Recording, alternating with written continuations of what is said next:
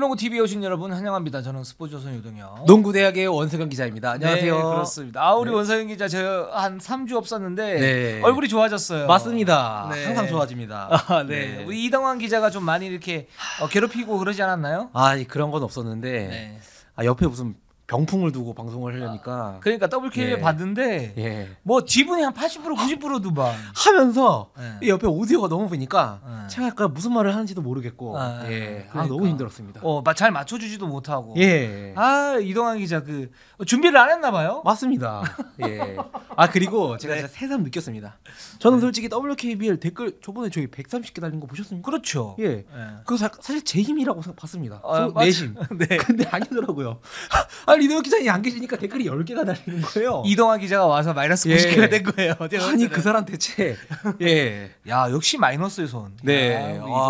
다시는 방송 같이 안 할 거예요. 근데 어제 댓글 중에 하나가 뭐냐면 3명이서 같이 한번 하자 뭐 이런 얘기가 나왔었는데 저는 비시즌에 뭐 그런 것도 괜찮을 것 같아요. KBL은 그렇게 하고 WKBL은 우리 둘만. 좋습니다. 있어봤자 소용이 없어요. 옆에서 뭐 뜨개질 시키거나 뭐 이런 거 시켜도 상관없어요. 뜨개질도 잘 못할 것 같은데. 맞습니다. 네, 알겠습니다. 3월 첫째 주 WKBL 루멘 팩트 제가 돌아왔고요. 그리고 우리 원석영 기자와 함께 한번 성룡연구 힘차게 시작을 해보도록 하겠습니다. 지금 이제 브레이크 기간이고 그리고 지금 많은 팀들이 지금 당금질을 하고 있죠. 맞습니다. 당금질을 하고 있고 코로나 걸린 선수들도 있고 이제는 이제 코로나 걸린 게 문제가 안 돼요. 저도 걸리지 않았습니까? 그렇습니다. 이거는 그냥 이제 천재지변이다. 저는 설날 때 걸렸는데 정말 그 며칠 동안 안 나가고 부모님 보러 서울역에 KTX 잠깐 타러 마스크 다 쓰고 있었거든요. 그냥 걸렸습니다.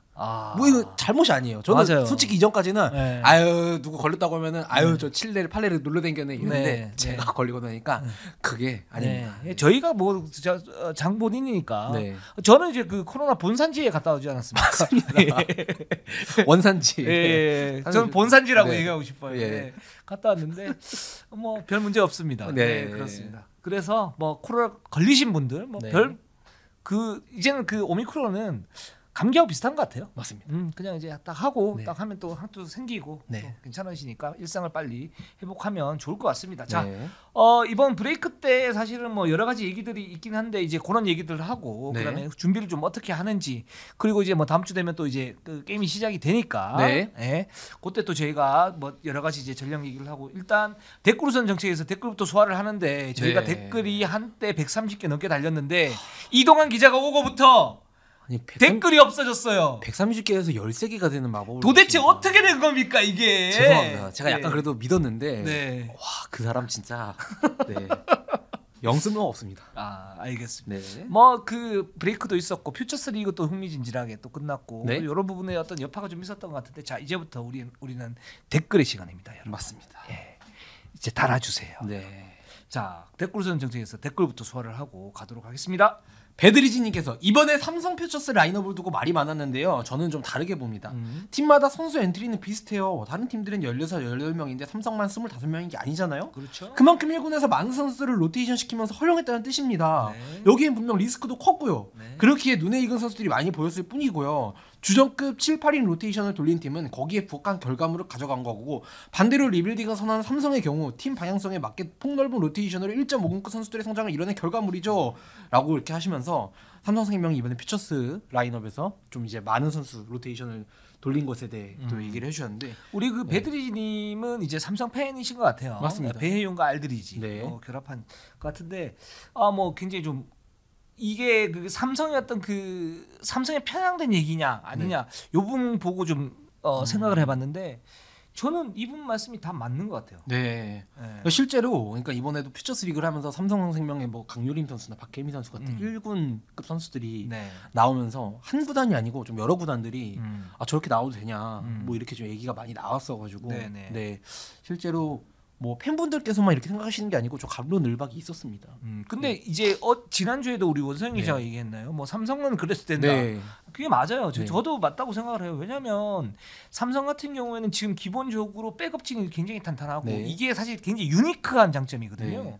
이런 장점들이 있고 또 뭐 예를 들어서 뭐 신이슬이라든가 뭐 여러 선수들이 이제 경험치를 쌓으면서 1군 무대에서 지금 계속 이제 당금질을 하고 있기 때문에 뭐 나오는 게 큰 문제는 없고 저는 오히려 이런 이런 삼성의 그 성장 정책 이런 거를 다른 팀들이 배워야 된다고 생각해요. 맞습니다. 예. 그래야 좀 더 여자농구가 좀 더 발전이 있고 좀 경쟁력을 강화하면서 뭔가 선수층을 폭넓게 가지고 갈 수 있는 그런 기틀을 마련하지 맞습니다.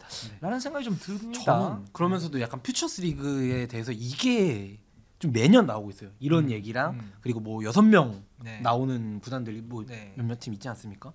그런 구단들을 보면서 이렇게 제도적으로 좀 보완이 필요한 것 같아요. 그러니까 지금 상황이 어떤 상황이냐면은 실제로도 이제 벤치 뒤에서는 6명 나온 구단이 뭐 10명, 삼성생명처럼 10명 나온 구단을 손가락질하고 또 10명 나온 구단이 6명 나온 구단을 손가락질하고 약간 이제 이런 얘기가 있는데 지금 약간 저는 이제 상한선이랑 하한선이 천장과 바닥 둘 다 약간 제도적으로 보완이 필요하다고 보는 입장인데 그렇죠.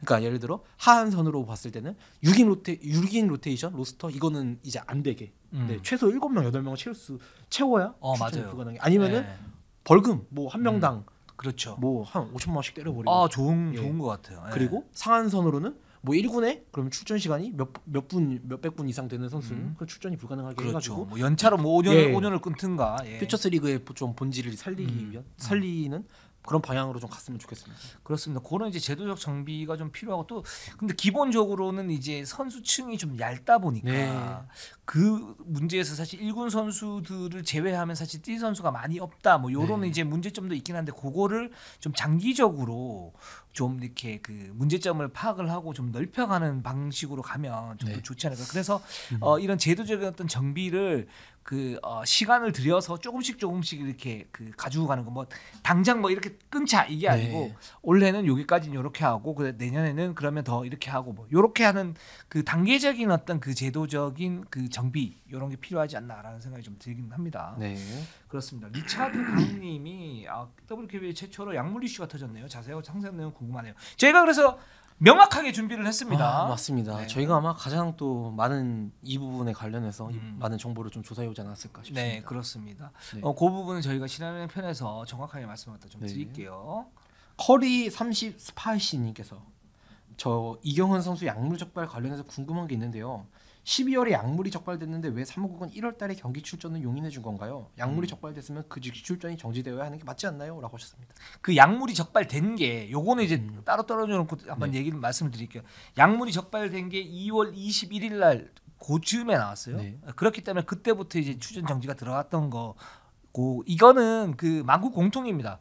이번에 저는 이제 2월달에 뭐 지난 그 KBL 루멘 팩터에서 얘기했지만 2월달에 제 전문은 농구가 아니었어요. 맞습니다. 쇼트트랙, 팀킴, 그래서 팀킴, 아주 좋았어요. 잘 맞습니다. 그리고 그 외국 선수 제임스 하든 아니에요. 맞습니다. 뭐 케빈 듀란트 아니에요. 르브론 제임스 아니에요. 저는 발리에바, 그리고 한유, 이런 선수들 중심을 했는데. 아니면 런투웨이 뭐 이런 선수 중심을 했는데 이게 발리에바가 사실은 약물에 걸렸잖아요. 걸렸는데 출전이 됐단 말이죠. 그거 이제 간략하면 얘기를 하면 그 러시아 도핑 관련 기구가 있어요. 라다라고 있는데 거기에서 이제 발리에바가 약물에 걸렸다 이렇게 얘기를 했는데 발리에바 측에서 아니다 그래가지고 라다에서 철회를 했죠. 그리고 올림픽에 나왔어요. 올림픽에 나왔는데 올림픽에 나오니까 이제 IOC가 그 사실을 뒤늦게 알았어요. 뒤늦게 알았는데 단체전을 벌써 했단 말이죠. 그 상태에서 IOC도 어떻게 할 수가 없는 거예요. 그래서 제소를 했죠. 카스에 스포츠 중재 재판소에 제소를 했고 스포츠 중재 재판소에서는 발리에바의 약물이 지금 올림픽 기간에서는 1차 약물 테스트를 했는데 별 이상이 없었다. 그래서 개인전 출전 가능하다. 이렇게 돼가지고 발리에바가 개인전까지 간 거죠. 그러니까 그 약물이 예를 들어서 투여가 된 시점에서 어떤 제재가 시작이 되는 게 아니고 약물 투여가 되고 만약에 됐다 그러면 거기에 테스트를 받고 거기에서 결과가 딱 나왔을 때 그때부터 그 제재가 시작이 되기 때문에 이경헌 선수는 2월 21일부터 이제 제재가 이후 적용이 된다 이렇게 말씀을 좀 드리고 싶네요. 이거는 만국 공통이라는 거 말씀드릴 수 있을 것 같고, 자 사펜스님이 휴식기 이후 6라운드 WKBL 리그 운영과 관중 수용 여부는 어떻게 될까요? 기존과 똑같이 운영할 예정인지 올스타전 취소도 그렇고 언제나 코로나 대응하는 관중 정책이 제일 보수적인 WKBL에서 향후 대처가 궁금합니다. 그랬는데 WKBL이 좀 보수적이기도 하지만 가장 좀 안정된 그런 이제 정책을 갖다 좀 펼친다 이렇게 말씀을 갖다 드리고 싶고 일단 문체부 방역 당국의 지침 여기에 따르는데 이상 없이 관중 수용이 가능하다고 그럽니다. 다만 조금 달라진 부분이 있다면 이제 QR 체크가 사라졌잖아요. 그렇죠. 예, 그러면서 WKBL은 100% 백신 접종자로 이제 관중을 유지하고 있었는데 이거를 이제 확인하기가 좀 어려워졌죠. 그러면서 이 백신 접종자 100% 정책을 손을 볼지 아니면은 좀 다른 방식으로 확인을 할지 뭐 그런 정도의 뭐 그 좀 논의가 있는 것으로 알고 있고. 네. 근데 문체부나 이제 방역 당국에서 뭐 접종 그 방역 패스 자체가 지금 없어진 상태이기 때문에 아마 그대로 좀 수용하지 않을까라는 생각이 드는데 그거는 또 만약에 변화된 상황이 있으면 저희가 말씀 갖다 좀 드릴게요. 맞습니다. 자 그러면 일단 저희가 그 댓글을 좀 많이 이렇게 해야 되는데 이동환 때문에 댓글이 없어요. 맞습니다. 읽고 싶어도 없어요. 그러니까 달아주세요. 네, 이제 다시 저희 다 돌아왔으니까. 그러니까요. 달아주세요. 알겠습니다. 자 그러면 6개 구단 소식으로 한번 가보도록 하겠습니다. 일단 하나원 큐부터 가보도록 하겠습니다. 네, 4승 21패로 현재 6위고요. 이제 플레이오프가 어려워졌죠. 그리고 뭐 6라운드 특이사항이 뭐 이 팀도 그렇게 많지는 않습니다. 뭐 다른 팀들도 다 비슷한데요. 다만 이제 6라운드 약속의 6라운드. 골든 스테이트가 약속의 3쿼터라면 우리 하나원 큐는 약속의 6라운드가 있습니다. 지난 시즌에도 6라운드에서 무려 5승 0패를 거두면서 유종의 미를 거뒀는데 어게인 유종의 미. 이거를 해야 됩니다. 왜냐면은 WKB의 역대 최소 승수 시즌을 이제 한 팀이 1718 시즌에 KDB였어요. 그때가 4승 31패였는데 그때는 35경기였죠. 그렇죠. 그래서 승률은 하나원큐가 지금부터 뭐 다 져도 이거보다 낮진 않습니다. 경기 수가 적기 때문에. 그래도 4승 현재 지금 이제 타이 기록이죠. 이거보다는 많이 해야 되지 않겠습니까? 1승을 더 올려야 됩니다. 뭐 그것도 그렇고 그것도 굉장히 좀 상징적으로 중요한 부분이고 하나원큐 같은 경우는 이제 뭐 지난 시즌은 사실 오전 전성을 하면서 다음 시즌은 괜찮지 않을까 그랬지만 뭐 여전히 올 시즌도 좋지는 않은데 그래도 결국은 유종의 미를 거둔다는 거는 미래에 어떤 약속 맞습니다. 약속해줘. 하겠습니다. 이런 거 있지 않습니까? 이런 거. 그게 좀 필요해요, 사실 하나원큐는. 그리고 이때 좀 좋은 모습을 보여야 하나원큐가 올 시즌 여름에 이제 FA도 막 이렇게 쇼핑도 하고 해야 되잖아요. 그렇죠. 협상을 했는데 야 우리 6라운드 보지 않았냐? 야 우리 팀 너만 오면 딱이야. 그거 약발 좀 떨어질 것 같은데. 말씀하세요. 미안해요. 쳐쳐서 미안해. 이렇게라도 해야. 아니 6라운드에 좀 이제 너무 암울하거나 그러면은 FA 선수들이 딱 이렇게 협상 테이블에 앉았는데 저기 좀 그렇던데요. 이렇게 할 수 있는데 뭐 이렇게라도 해야 좀 좋은 협상에 조금이라도 도움이 되지 않을까 해서 저도 마음속으로 좀 응원하고 싶은데 그렇습니다. 지금 일단 구수 선수는 시즌 아웃이고 김예진 선수도 어깨 부상으로 시즌 아웃이고 박소희 선수도 이 선수는 100%는 아닌데 사실상 좀 시즌 아웃이라고 좀 얘기를 들었습니다. 근데 뭐 그 십자인대였죠? 이쪽에 휴유증이 좀 남아 있어가지고 근데 최근에 이제 뼈가 좀 붙으면서 간단히 슈팅 훈련 정도까지는 하는데 조깅이나 그래도 좀 무리한 운동을 하기 어려워서 이제 시간이 얼마 남지 않았기 때문에 굳이 뭐 지금 투입한다고 해서 그런 게 아니기 때문에 6라운드에서도 아마 보기 좀 어려울 것 같아요. 박소희 선수 지금 뭐 솔직히 얘기하면 고3이에요. 네, 맞습니다. 이제 대학교 1학년이니까 급할 거 없습니다. 지금 상태에서 뭐 시즌 아웃 될 수 있고 근데 지금부터 어떻게 재활을 하고 프로에 맞는 몸을 갖다 만들 것인가. 기본적으로 박소희 선수는 슈팅 거리가 굉장히 길고 뭐 제2의 박해진이다. 이렇게 얘기를 하고 있기 때문에 박소희 선수 앞으로 한 2, 3년 잘 성장을 한다면 뭐 박지현이나 허예은이나 이런 선수들처럼 차곡차곡 하면서 하나원큐 어떤 백코트의 에이스가 될 수 있지 않습니까? 조급할 거 없습니다. 이 팀에서 당장 지난 시즌만 해도 2년차 신인이나 강유림 선수 나오지 않았습니까? 그렇죠. 박소희 선수 할 수 있습니다. 네, 맞습니다. 그렇기 때문에 근데 박소희 선수도 지금부터 어떻게 하느냐 이게 굉장히 중요해요. 그러니까 이제 고등학교 때 어떤 그 농구 그 부분의 어떤 클래스와 프로의 클래스는 확실히 차이가 났다는 거를 잘 알고 있을 거기 때문에 여기에서 그러면 과연 박소희 선수의 경쟁력이 무엇인가 고민을 좀 해보고 거기에서 성장을 한다면 저는 충분히 박소희 선수 잘할 수 있을 거라고 생각합니다. 코치진에서도 이 잡아주는 게 중요할 것 같아요. 박소희 선수가 어렸을 적에는 원래 포워드였다가 가드로 전향을 했다가 근데 프로에 가드로 와가지고 또 포워드로 시즌 중에 바뀌었다가 뭐 이렇게 지금 왔다 갔다 하고 있는데 사실 뭐 그건 안 돼. 그리웠습니다. 안 돼. 그거는. 이런 거 그리웠습니다. 그렇죠. 그렇게 하면 안 돼요. 제가 볼 때는 그러니까 박소희 선수가 제가 지난 지난 시즌 퓨처스인가요? 그때 왜 뛰었었잖아요. 그랬을 때 보면 아 뭐 볼 핸들링도 괜찮고 이 선수는 대형 가드로서의 어떤 자질이 있다. 그리고 포워드로 들어왔을 때는 기본적으로 이제 몸의 어떤 그 벌크업 비슷한 게 조금 돼야 되는 그런 부분들이 있고 그리고 키 자체가 그 포지션별 어떤 그 키 자체가 단점이 좀 더 많기 때문에 이 선수는 저는 가드로 크는 게 맞다라고 봐요. 맞습니다. 예.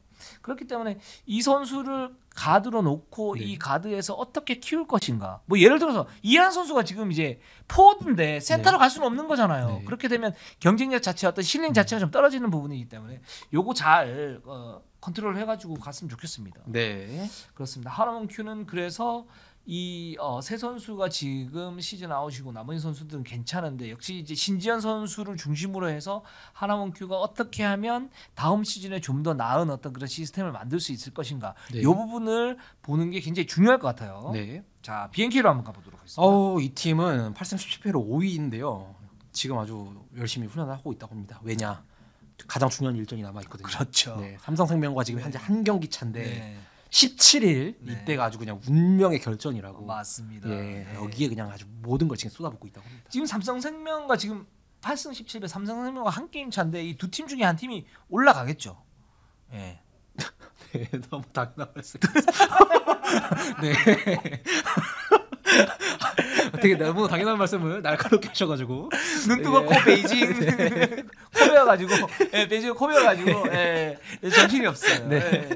올라가겠죠. 안 되네. 안 돼요. 속을 뻔했습니다. 그렇습니다. 그 삼성생명과 지금 한 게임 차인데 그 17을 맞대는 게 굉장히 중요하죠. 지금 가장 뭐 중요한 경기라고 볼 수가 있고. 지금 삼성생명과 시즌 맞대결에서 2승 3패를 기록 중이에요. 기록 중이고 뭐 원정에서 지금 2승 10패. 맞습니다. 이게 좀 안 좋은 부분이죠. 맞아요. 사실 뭐 맞대결에서 2승 3패는 여기서 뭐 이건 호각세인데 원정에서 다만 2승 10패로 현재 부진하고 있고 반면 삼성은 홈에서 5승 6패로 선전하고 있다. 나쁘지 않다. 그렇습니다. 그 결국 이제 중요한 게 BNK는 코어. 맞습니다. 베테랑 코어 2명. 이 어떻게 이끌고 갈 것인가. 이 부분 중요한데 두 사람 어떻습니까?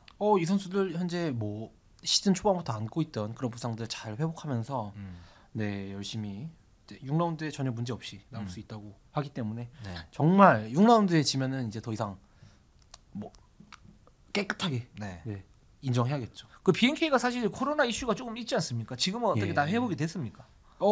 지금 뭐 회복 중이라고 합니다. 그래서 격리나 이런 게 좀 있었기 때문에 아직 좀 어수선한 상태라고. 그래도 6라운드에는 문제 없이 다 돌아올 수 있다고. 근데 이 팀은 제가 볼 때는 이렇게 지금 거의 한 달 가까이 지금 브레이크가 있었지 않습니까? 그럴 때 당금질을 진짜 정확하게 해가지고 이게 정확하게 딱 맞춰야 되는데 물론 뭐 국가대표 차출 뭐 이슈도 있었었고 그 코로나 이슈도 있었었지만 근데 이게 또 핑계가 돼가지고 BNK가 예전과 같이 똑같이 가면 안 돼요. 그러면 이 팀은 플레이오프 못 갈 가능성이 굉장히 높아요, 그죠? 맞습니다. 그렇기 때문에 이 팀이 지금 굉장히 변수긴 해요. 기본적으로 잘 맞춰야 되는데. 잘 맞추고 오다가 또 브레이크가 됐단 말이에요. 그러면 이게 뭐 예를 들어서 우리은행이라면 뭐 KB나 우리은행 뭐 삼성생명이라면 어느 정도 당금질해가지고 좀 더 올라오겠네 뭐 이런 예상이 가능한데 BNK는 지금 예상이 솔직히 말해서 그런 신뢰도는 저는 없어요. 어떻게 보십니까? 그래도 저는 이제 마지막 경기 때 아마 신한은행전이었나요? 그 버저비터로 이겼던 게 잘 기억이 안 나는데 그런 거에 마지막에 이제 이소희 선수가 조금 볼 핸들링 비율을 높이고 말씀하셨던 것처럼 김한별 선수가 안팎으로 좀 들어가지고 그런 딱 좋은 모습이 많이 나오고 있었기 때문에 그 모습 그래도 시즌 중에 그래도 어느 정도 저는 이제 진화를 했다고 생각을 하고 말씀하신 대로 근데 가장 중요한 거는 이런 코로나나 이런 게 핑계가 돼서는 안 된다. 그렇죠. 그래서 BNK 상당히 기대가 되는 팀이에요. 만약에 이 팀이 저는 그렇게 생각해요. 왜 이렇게 제가 좀 시니컬하게 얘기를 하자면 그 한 달이 굉장히 중요하고 여기서 어떻게 당금질을 하느냐에 따라 가지고 이 팀이 저는 4강뿐만 아니고 플레이오프에 가서도 그럼 KB하고 붙을 거 아닙니까? 맞습니다. KB하고 붙었을 때 KB도 굉장히 곤혹스러울 수 있는 팀이다.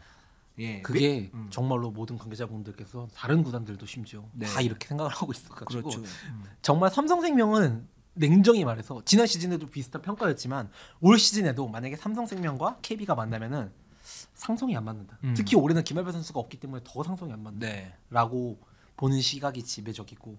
네. 근데 BNK가 붙는다? 여기도 확률은 높지 않지만 당연히 1위랑 4위 팀의 대결이니까요. 그렇죠. KBO 워낙 또 강하고요. 네. 네. 그런데 정말 이변이 일어날 수 있다라고 보는 시각이 여기도 지배적입니다. 그렇죠. 왜냐하면 진한 선수나 김한별 선수가 박지수 선수를 어느 정도만 제어를 하면 여기에서는 이제 변수가 발생을 하는 거니까. 그리고 김한별의 플레이오프 모드는 우리가 지난 몇 년간 계속해서 목격을 해왔기 때문에. 그렇죠. 그리고 여기 뭐 이소희라든가 사실은 안혜지라든가 이런 선수들이 만만치 않은 선수들이에요. 맞습니다. 기본적으로는. 그래서 BNK가 지금 어떻게 좀 가느냐 이 부분이 굉장히 좀 중요할 것 같습니다. 자, 그러면 삼성생명으로 한번 가보도록 하겠습니다. 네, 여기도 9승 16패로 한 경기 차로 아슬아슬하게 BNK 앞선 4위를 유지하고 있는데요. 여기도 지난 27일부터 본격적으로 이제 훈련을 시작했습니다. 여기도 말씀하신 것처럼 BNK랑 비슷하게 코로나 이슈가 좀 있습니다. 네, 좀 있습니다. 좀 있는데. 그러니까 이 팀도 어떻게 보면 저는 삼성생명을 시즌 전에 굉장히 기대를 많이 했거든요. 이 그 김한별 선수가 빠져나갔지만 배혜윤, 윤예빈이 있고 여기에 그 작년에 우승을 경험했던 선수들의 어떤 경험치가 올라오면서 뭔가 스텝업이 된다면 이 팀이 진짜 만만치 않을 거다 그랬는데 사실 그런 부분이 많지는 않았어요. 많지는 않았고 이제 한 달 동안 이제 퓨처스 리그에서 사실 삼성생명이 정말 강력한 위력을 갖다 발휘했죠. 그리고 거기에서 이제 지금 퓨처스리그에서 맹활약했던 선수들, 뭐 박혜미라든가 신이슬, 뭐 이런 선수들 또는 강유림 이런 선수들이 이제 올라오면서 뭔가 또 이제 그 로테이션 폭이 살짝 줄어들었다가 또 약간 넓혀지면서 팀의 어떤 객관적 전력이 올라갈 수 있는 그런 상황 아닙니까? 맞습니다. 여기는 6라운드에 이제 확 갑자기 돌아오는 그런 전략은 뭐 김한비 선수가 돌아오고요. 이 선수도 뭐 100% 몸 상태로 뛰는 건 아닌데 어느 정도 출전이 좀 가능한 상황. 그리고 뭐 박하나 선수는 저희가 시즌 내내 말씀드렸듯이 재활이 썩 긍정적이진 않아요. 맞아요. 그래서 가벼운 운동하지만 올 시즌은 사실상 시즌 아웃이고요. 근데 확 돌아오는 자원은 없는데 말씀하신 것처럼 이 팀이 가장 중요한 공격은 항상 3점 슛이었죠. 3점 슛이 잘 풀리면 이기고 안 되면은 그냥 경기가 어떻게 보면 정말 하나원 큐가 올 시즌 지금 최하인데 하나원 큐가 경기가 안 될 때보다 더 좀 어수선한 경기를 많이 했어요. 근본이 없는 슛이 너무 안 들어가니까 좀 너무 팅팅팅팅하다 그냥 끝나는 상대 리바운드만 올려주다가 그런 게 많았는데 퓨처스 리그에서 신인세 선수가 좋은 모습을 보여줬죠. 그리고 강유림 선수가 이 선수가 지난 시즌만큼 6라운드 보여줬던 것만큼만 돌아오면은 이 팀도 나머지 6라운드 그리고 플레이오프에서도 좋은 모습을 보여줄 수 있다고 생각을 하기 때문에 17일 경기를 준 플레이오프라고 생각하고 준비하겠다라고 했습니다. 그렇죠. 그렇게 해야 될 겁니다.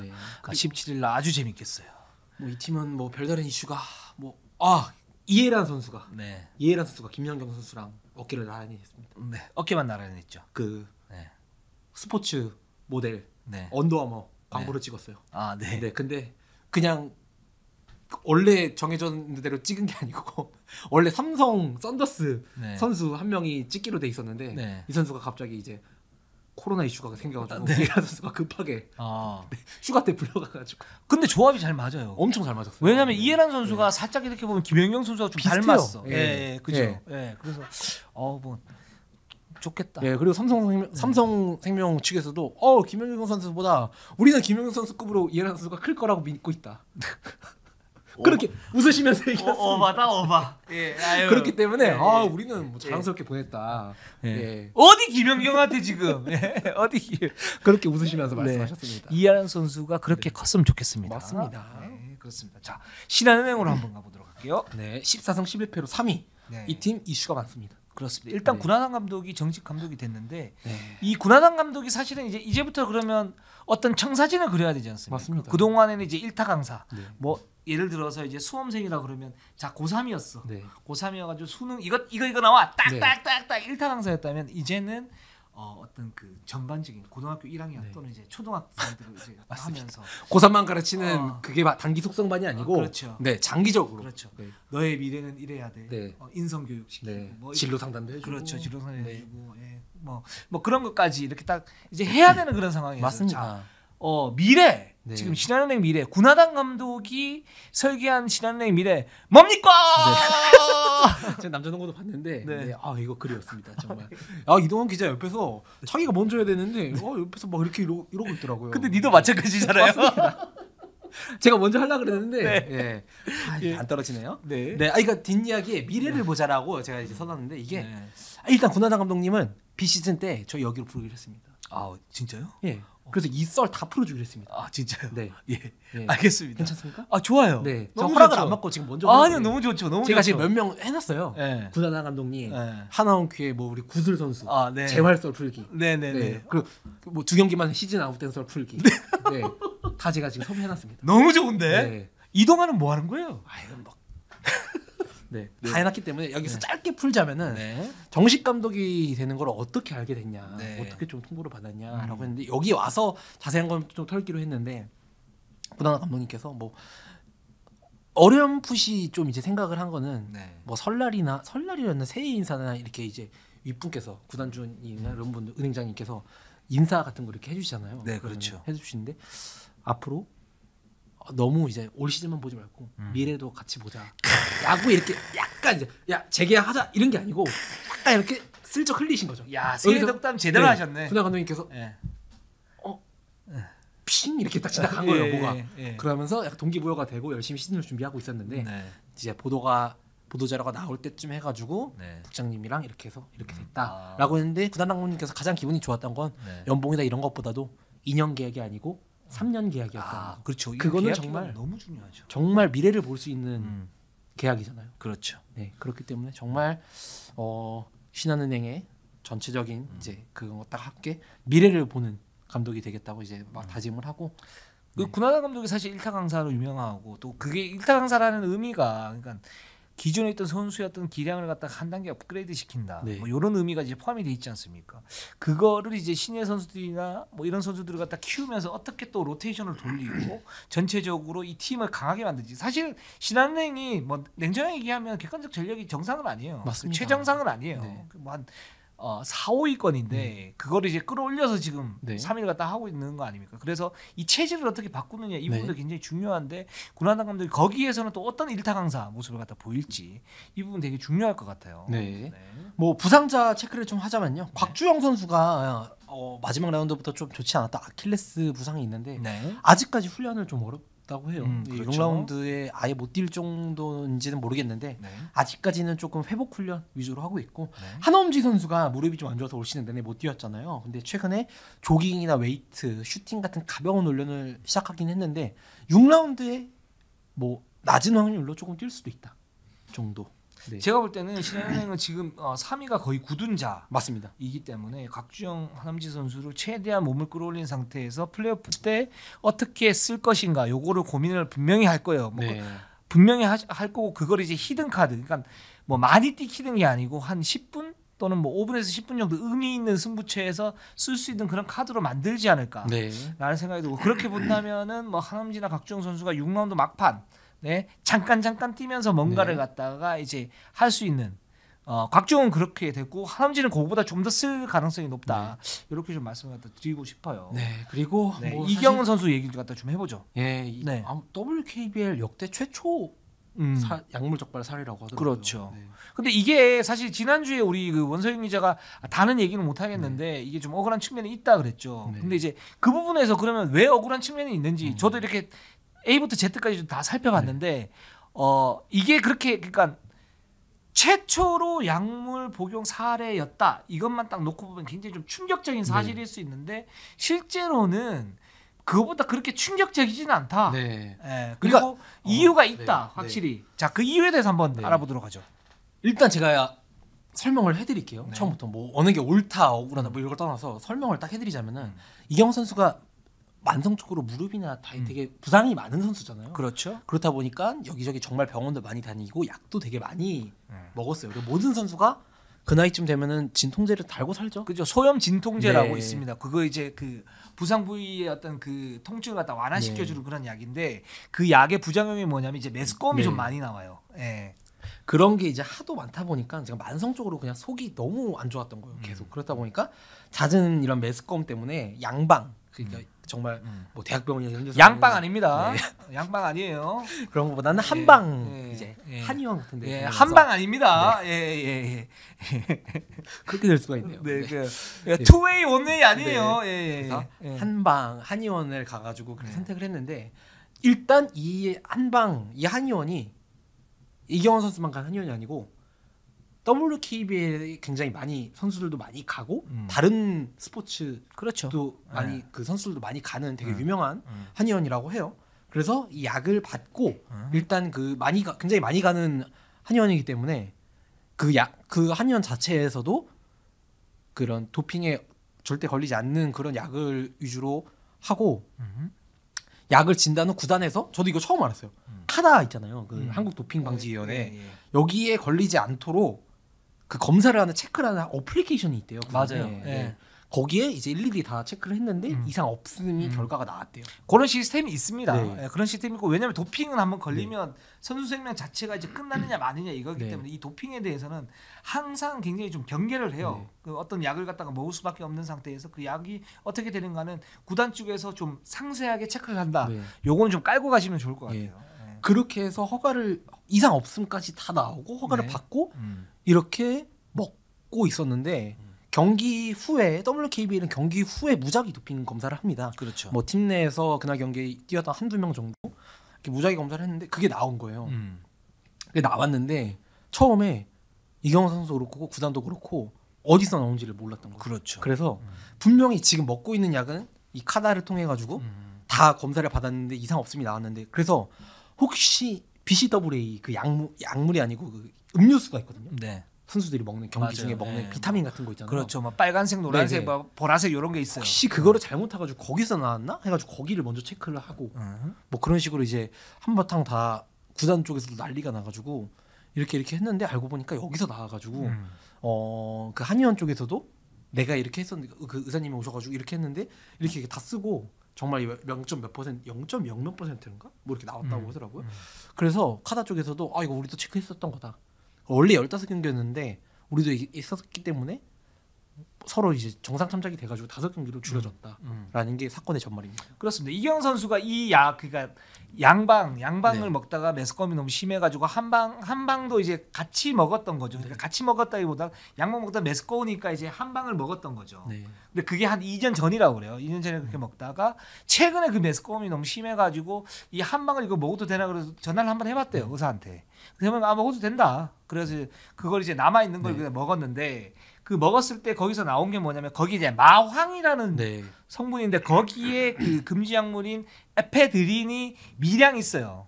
미량이 있는데 의사가 왜 처방을 해줬냐면 이거는 미량이기 때문에 걸리지도 않을 뿐더러 문제가 없다라고 자기는 그렇게 알고 있었다. 그리고 아무런 문제가 없었대요. 근데 이경 선수 이게 걸렸던 거죠. 그게 걸렸던 거. 그래서 의사가 뭐라고 얘기하냐면 이 부분은 내가 처방 전 한 부분에서는 미스다.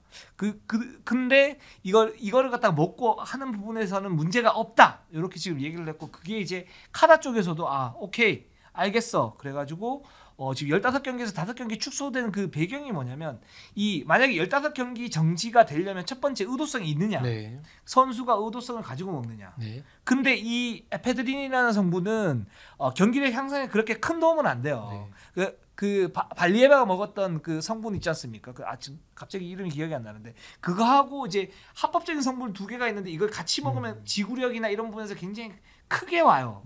그렇기 때문에 이거는 엄격하게 이제 되는 부분이고 에페드린 같은 경우에는 아주 그 미량으로 이렇게 있는데 그걸 이제 먹었을 경우에 경기력에 그렇게 큰 지장은 없고 반감기가 굉장히 있기 때문에 이게 소변으로만 배출이 됩니다. 그러니까 땀으로 배출이 안 되고 소변으로만 배출이 되기 때문에 그래서 이제 먹였던 거고. 근데 이제 카다에서 그러면 의도성이 있느냐 요거 가지고 봤을 때 의도성은 없었다. 그다음에 경기력 향상이 되느냐 경기력 향상 잘 안 된다라는 걸 인정을 했어요 카다에서. 그거는 이제 보편적으로 이제 나왔던 부분이고 그다음에 세 번째는 이제 그럼 부주의했느냐 부주의하지도 않았다. 이경은이 다 찾아보고 그 시스템으로 다 이렇게 해보고 의사한테 처방을 받고 이게 있는지 없는지 확인해보고 먹었다. 근데 그러면 15경기에서 그러면 다 징계를 갖다 경감해야지 왜 5경기가 나왔냐. 먹은 것 자체가 문제였다. 그러니까 이제 그게 뭐냐면 카다에서 만약에 15경기가 나왔는데 이거를 갖다가 만약에 아예 경기가 없게끔 그러니까 아예 무죄다라고 하는 경우는 판례가 어떤 판례가 있냐면 제가 A 선수예요. 제가 A 선수인데 뭐 이렇게 있다가 같은 라이벌이에요. 우리 원성현 기자 같은 라이벌. 원성현 기자가 의도적으로 야 이거 한번 먹어봐. 좋아. 안 먹어. 이거 도핑 있을 줄 모르는데 그랬는데 잠잘 때 먹인 거야. 그랬을 때 나오면 그러면 나는 무죄예요. 그 정도만 무죄고 그게 아니고 뭐 의도성은 아예 없었고 뭐가 없었지만 그래도 먹었고 나왔기 때문에 그거는 어쨌든 약물의 도움이 살짝은 있었던 거 아니냐. 그러니까 살짝도 그 뭐냐면 제가 말을 하기가 이제 조심스러운 게 뭐냐면 그 먹은 것 자체의 행위에 대해서는 어느 정도 이제 딱 내려야 된다. 이게 이제 기본적으로 카다 또는 와다라고 그러죠. 그러니까 국제 그 도핑기구 와다 같은 경우는 그 원칙이 서 있어요. 그래서 5경기가 나왔어요. 15경기에 5경기 축소가 됐고 신한은행이 여기에 대해서 제소를 하려고 그랬었는데 5경기라면 지금 같은 상황에서는 이 제소를 해가지고 판결을 받을 때까지 2-3주가 걸리는데 그때 되면 다 이 경기 출전 그 징계가 다 끝난다. 그리고 만약에 그 제소를 한다고 할지라도 이런 판례들이 있기 때문에 이게 그러니까 경감이 될지 안 될지도 모른다. 그래서 그냥 5경기 묻고 가는 걸로 이렇게 된 겁니다. 된 거기 때문에 이게 어떤 분들은 이제 그렇게 생각하죠. 야 이경은이 먹었어. 이거 의도성 있는 거 아니야? 그리고 경기력 향상이 됐는데 그럼 다른 팀은 피해받는 거 아니야? 이렇게 생각할 수 있는데 이거 두 개는 다 아니다. 예. 만약에 이게 있었다 그러면 저는 있었다라고 비판을 할 텐데 여러 가지 A부터 Z까지 알아보니까 그건 없었구나. 확실히 없었다. 예, 이렇게 말씀 갖다 드리고 싶고. 그러니까 이제 어떻게 보면 이게 그 약물 이경은 사례로서 다시 한번 이제 그 약물 금지 약물 복용 이런 약물 스캔들은 조심해야 된다라는 그런 이제 그런 부분은 환기시켜 줬을 뿐만 아니고 이경은 선수 같은 경우는 요런 그런 이제 그 해프닝적인 면들이 있었기 때문에 참작할 만하다. 이렇게 보시고 넘어가시면 될 것 같아요. 네. 그리고 저는 또 이게 약간 이 부분을 찾아보니까 그 말씀하신 대로 의도하지 않은 그 약물 적발 사례가 다른 종목에도 좀 종종 나오잖아요. 네네. 그러니까 이경원 선수가 먹은 이 마황 같은 경우에는 야구단 SK 야구단 선수도 걸렸는데 여기도 똑같이 이건 억울한 사례다라고 참작을 해줬더라고요. 그렇죠. 그러니까 보면은 의도하지 않은 약물 적발 사례는 거의 다 좀 한방 쪽에서 많이 나오더라고요. 네. 그래서 프로 선수일수록 뭔가 좀 이제 한방이나 이런 거 처방을 받을 때는 좀 더 주의를 기울여야 되지 않나. 그렇죠. 라고 생각이 좀 드는 맞습니다. 이거 농담입니다. 한방은 위험합니다. 한방 스쳤다가 만약에 잘못 맞으면 그냥 카운터 파티 팍 맞기 때문에 양방을 노려야 돼요. 예, 그렇습니다. 자, 네. 우리 그 한의사 여러분들을 갖다가 뭐 이렇게 이렇게 깔보고 이러는 게 아니에요. 좀 더 조심히. 좀 더 조심.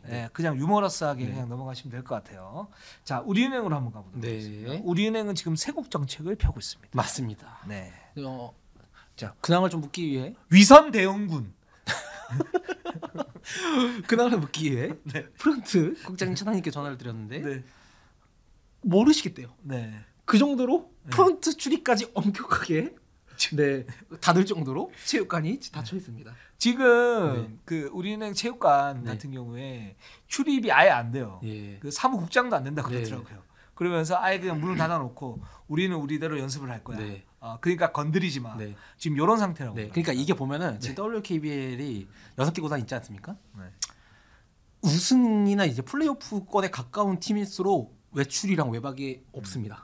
사실 KB랑 우리은행은 지금 아예 없는 상태고요. 그래서 아예 그렇더라고요. 진짜 예를 들어 그러니까 나갔다가 팀 주요 핵심 선수가 플레이오프나 챔프전에 걸리거나 이러면은 진짜 그 시즌이 그냥 망하는 거예요. 그렇기 때문에 그 선수들도 책임감을 느껴가지고 그런 거에 대해서 조금 힘들긴 하지만 얼마 안 남았잖아요. 그렇죠. 그래서 잘 참고 좀 견디고 있다고 하더라고요. 그러니까 뭐 예를 들어서 나가가지고 뭐 선수들이 뭐 의도적으로 해서 걸리겠습니까? 그냥 이제 요즘 시국은 정말 어떤 잘잘못을 따지기가 힘들잖아요. 뭐 16만 명씩, 17만 명씩 나오는데 그러니까 아예 그 자체를 갖다 원천 차단하는 거죠.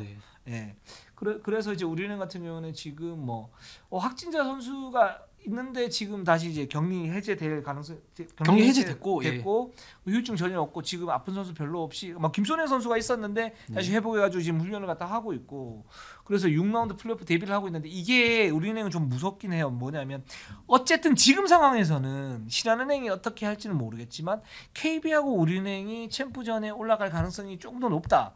요건 뭐 여자농구 팬 여러분들 잘 알고 계시잖아요. 근데 여기에서 지금 전력상은 지금 KB가 앞서는데 만약에 예를 들어서 우리은행이 박혜진이나 김정은이나 김소니아가 빠진다. 코로나로. 여기에 KB가 박지수나 강희슬이 또는 뭐 김민정이나 허예은이 빠진다. 이랬을 경우에는 이 승패 구도 자체가 완전히 달라지잖아요. 예, 그렇죠. 그거를 최대한 대비를 하고 있는 것 같고 또 우리은행 같은 경우에는 좀 더 그런 게 뭐냐면 일단 주전 의존도가 좀 더 강하죠. 네. KB보다 대체 카드가 좀 부족하죠. 그런 부분뿐만 아니고 이 베스트 5 5명 6명이 있는데 이 선수들이 올 시즌 내내 팀 호흡을 제대로 맞춰본 적이 별로 없어요. 맞습니다. 네. 그렇기 때문에 지금 우리은행이 강력한 세국 정책 위선 대운군이 네. 네? 명을 내려 사실상 폐관수련. 그렇죠. 네. 폐관수련. 진짜 폐관수련. 네, 맞습니다. 네. 네. 근데 이 팀이 정말 무서운 게 5라운드 즈음부터 해가지고 국가대표까지 박지현이 완전히 살아났죠. 네. 네, 박지현이 완전히 살아난 데다가 이 상태에서 이렇게 말씀하신 것처럼 호흡을 맞춰서 가다듬어서 나온다. 이 팀 무섭죠. 네. 그렇죠. 그리고 올 시즌에 특히나 뭐가 있냐면 제가 볼 때 1, 2라운드 다르고 네. 그 3, 4라운드 다르고 5, 6라운드가 좀 다른 것 같아요. 지금 네. 이제 6라운드인데 많은 팀들이 좀 뭐랄까 전력 자체가 좀 변화할 것 같은 느낌이 들어요. 그 중에 하나가 이제 우리은행이고, 그 중에 하나가 BNK이고, 그 중에 하나가 신한은행. 뭐 다네요. 네. 다 그렇습니다. 네. 그리고 네. 저는 굉장히 또 이제 재밌어질 것 같은 게 저는 사실 올 시즌 본 여자농구 경기 중에 가장 재밌었던 경기가 그 아산에서 했던 우리은행이랑 신한은행 김다미 선수 8초를 걸렸던 그 경기 있지 않습니까? 너무 재밌었죠. 저는 그 경기가 올 시즌 베스트라고 봐요. 저는 인생 경기 중에 하나였어요. 네, 맞습니다. 네. 정말로. 근데 이 우리은행의 신한은행이 전력으로 플레이오프에서 3판 2선승제를 치른다. 그것만으로도 떨려요. 근데 좋다. 거기서 만약에 이거 뭐 제가 신한은행을 무시하는 게 아니고 만약에 우리은행이 올라갔다. 근데 우리은행이랑 KB가 지금 몇 년간 양강 구도를 사실 다 이루고 있었잖아요. 근데 이 팀이 막상 두 팀이 챔프전에서 만난 거는 최근 3년간 없었어요. 맞아요. 네. 네. 뭐 3년 전에는 삼성생명이 우리은행을 꺾고 올라갔죠. 네. 그리고 2년 전에는 코로나 때문에 없었죠. 네. 그리고 지난해에 또 삼성생명이 올라갔어요. 네. 뭐 양강 구도라고는 하는데 챔프전에서 만난 적이 없었기 때문에 이 두 팀이 제대로 캠프전에서 만난다? 그것만으로 여자농구 팬들에게는 축제죠. 그렇죠. 그래서 저는 우리은행과 지금 KB에게 철저하게 좀 뭐랄까 코로나를 단속하고 하는 게 너무 좋아요. 왜냐하면 작년에 왜 그 여자농구가 인기가 많았던 게 플레이오프 때 챔프전 때 대박이 나지 않았습니까? 뭐 시청률도 오르고 그 어떤 지수라고 그러죠. 그 인터넷 지수 뭐 이런 것들도 다 오르고 막 그래서 대박이 났는데 올 시즌에 재현될 것 같아요. 예. 이 두 팀이 결승전에서 만나다 엘 클라시코입니다, 진짜. 그렇습니다. 네. 그렇습니다. 그거 하나 이름 하나 줘 주세요. 그 더비. 제가 몇 개 지어놨었는데 네. 오래돼. 저희 한 1, 2라운드 때 막 짓기로 했었잖아요. 네, 그렇죠. 네. 제가 저당해놨어요. 네, 그거 하나 줘 주세요. 예. 부탁드릴게. 예. 까먹었습니다. 우리 원석인 기자 아니면 이거 못 짓습니다. 내 이동환 기자한테는 얘기도 안 해. 차라리 내가 짓는 게 낫지. 맞습니다. 예.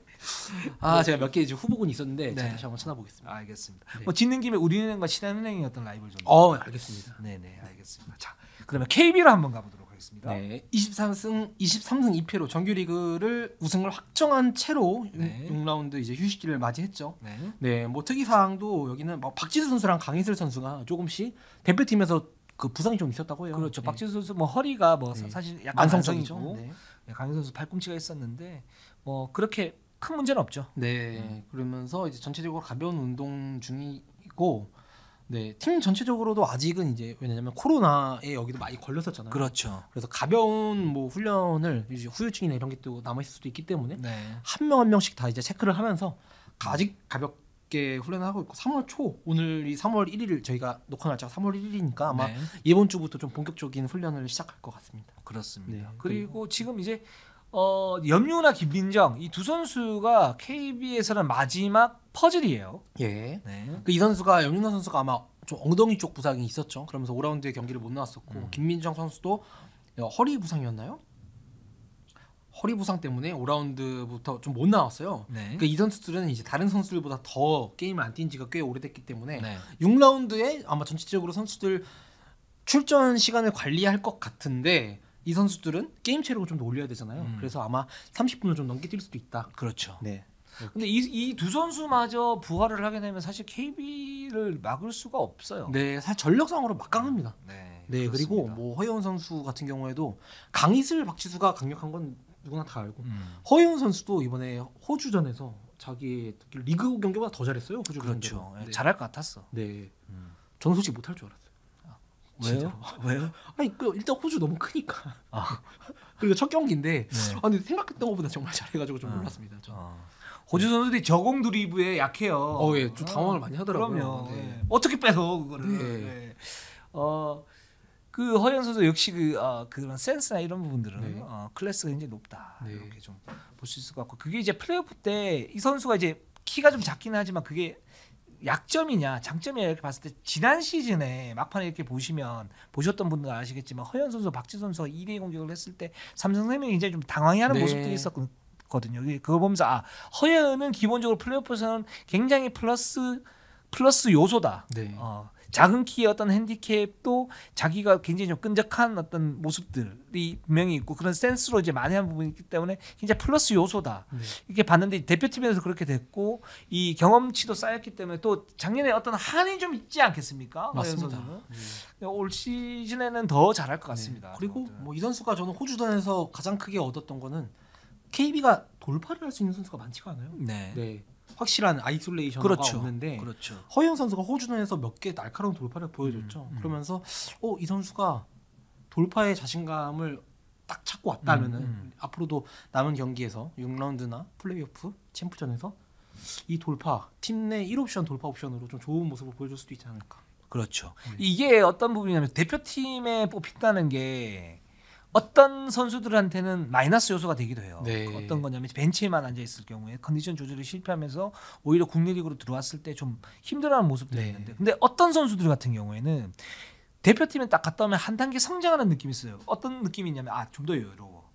그리고 시야가 굉장히 넓어지고 그 어떤 그 자신감이 충만해서 와요.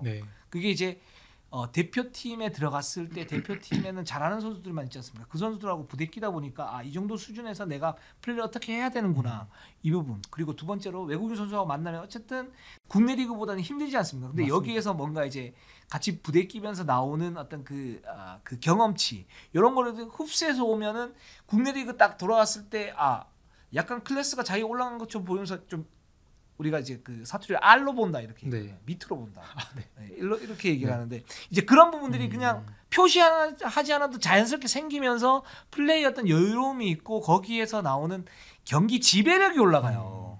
그게 굉장히 중요한 거거든요. 대표팀 경험치에서. 근데 허연 선수가 그렇게 될 것 같아요. 제가 볼 때는. 박지현이 그걸 굉장히 저는 박지현이나 윤예빈이 원했었는데 국내 리그 들어오면서 롤의 어떤 불분명성 때문에 좀 약해졌고 그건 이제 기본적인 기본기의 어떤 문제점들이 있는데 허연은 그런 문제점은 좀 덜 할 것 같거든요. 그래서 이 허연 선수 굉장히 좀 기대가 됩니다. 저는. 네, 맞습니다. 그 나머지 선수들도 좀 그런 부분에 대해서 그 지금 신예들 이제 많이 뽑히잖아요. 뭐 앞으로 이제 이하나 선수 뽑혀야 되고 뽑혔지만 이번에 이제 또 주축으로 가야 되고 뭐 이소희라든가 이런 선수들이 이제 있지 않습니까? 이런 선수들 가서 그런 경험치를 알뜰살뜰하게 모아 왔으면 좋겠습니다. 맞습니다. 그래서 KB도 이렇게 정리를 해봤습니다. 그렇습니다. 자, 저희가 뭐 브레이크이기 때문에 그 내부적인 어떤 소식들 얘기를 좀 해봤고 또 이경 선수 얘기도 좀 해봤습니다. 좀 어떻게 보셨는지 좀 궁금하시다면 댓글 남겨주시면 저희가 또 거기에 따른 또 어떤 답을 상세하게 해드리겠습니다. 네, 해봐요. 못하겠어. 해봐. 점이 어렵지. 쉬워요. 알겠습니다. 자, 이동환이 망친 댓글. 우리가 성윤농구가 한번 다시 부활을 한번 시켜보겠습니다. 어퍼컷이더라 한번. 발차기도 한번. 한 개만 하면 안 됩니다. 요새 같은 그렇습니다. 민감하기 때문에. 그리고 또 어퍼컷만 하면 또 너는 보수냐, 발차기만 너는 진보냐, 뭐 이렇게 얘기하기 때문에 저희는 중립입니다. 네, 맞습니다. 자, 오늘 방송은 여기까지 하도록 하겠습니다. 우리는 항상 최선을 다하겠습니다. 네이버, 유튜브 구독, 좋아요, 알람 감사합니다.